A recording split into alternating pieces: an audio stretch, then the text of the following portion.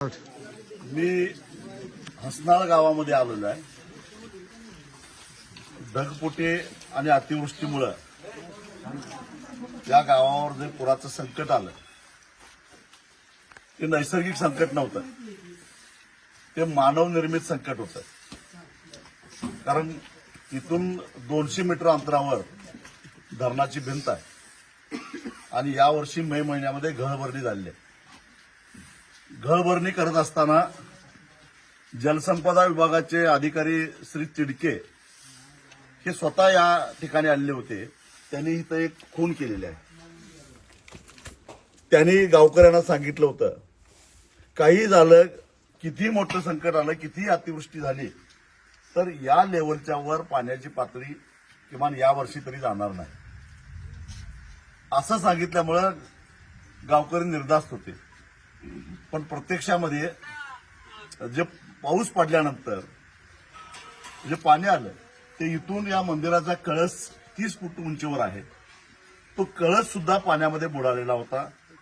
जेव्हा एनडीआरएफचे जवान आलेले होते किंवा बाकीच्या गावकऱ्यांनी बचाव कार्य सुरू केलं त्यावेळी पाण्यातून बोटीत नेऊन बघितलं होतं तर तो कळस उघड्यावर नव्हता. म्हणजे अधिकाऱ्यांनी ज्या खुणा केलेल्या होत्या त्याच्यापेक्षा 30 फूट जास्त, म्हणजे जवळपास 10 मीटर पाण्याची पातळी वाढलेली होती. 7वा आणि 8वा वेतन आयोग घेऊन, भरभक्कम पगार घेऊन, ज्यांनी खरोखरच शास्त्रीय दृष्ट्या या गावकऱ्यांना धोक्याचा इशारा द्यायला पाहिजे होता, त्यांना सूचना द्यायला पाहिजे होती, संभाव्य धोके सांगायला पाहिजे होते. पण ते राहिलं बाजूलाच. तुम्ही निर्धास्त राहा, तुम्हाला काही चिंता करायचं कारण नाही असं सांगून ही खून करून गेलेले होते. आणि प्रत्यक्षामध्ये जेव्हा पाऊस पडला त्यावेळी रात्री 2 वाजल्यापासून या गावातले नागरिक, जिल्हाधिकारी, निवासी जिल्हाधिकारी, जलसंपदा विभागाचे तिडके असतील, त्यांचे सहकारी असतील, यांना सातत्यानं फोन करत होते. पाणी वेगानं चढायला लागलं, आम्हाला वाचवा किंवा धरणाचे गेट उघडा आणि पाणी सोडून द्या. कुणीही त्यांना गांभीर्याने घेतलं नाही. आणि जे आले ते सकाळी आले, तोपर्यंत अख्खं गाव पाण्याखाली गेलं होतं.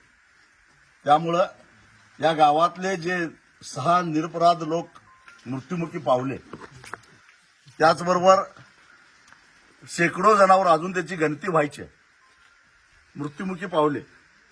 घरं, दारं, भांडी कुंडी, पोरांची दप्तरं सगळं पाण्यामध्ये गेलं. त्याला प्रशासनाचा हा बेजबाबदारपणा कारणीभूत आहे. आणि म्हणून हे तिडके असतील किंवा आणखीन कोणी असतील, अगदी जिल्हाधिकाऱ्यांना सुद्धा जबाबदारी टाळता येणार नाही. त्यांना रात्री फोन उचलता येत नसतील तर त्यांनी जिल्हाधिकारी पदाचा चार्ज सोडावा. माणूस संकटात सापडल्यानंतरच फोन करत असतो, मदतीची अपेक्षा करतो. जिल्हा पोलीस प्रमुखांना लोकांनी फोन केलेले होते. आणि हे सारे शेंदाड शिपाई सकाळी या गावामध्ये पोहोचले.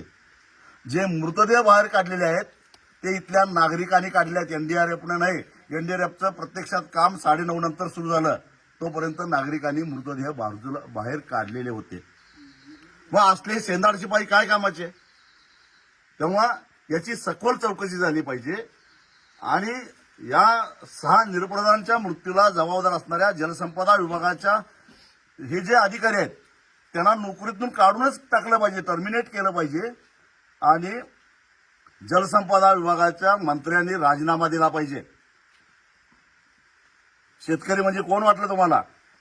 गावकरी म्हणजे कोण वाटलं? अरे आम्हाला सुद्धा काही किंमत आहे. आणि हा न्याय जोपर्यंत या नागरिकांना मिळत नाही तोपर्यंत आम्ही गप्प बसणार नाही. अशाच नवनवीन अपडेट्ससाठी डिजिटल कोल्हापूर चॅनेलला सबस्क्राईब करायला विसरू नका.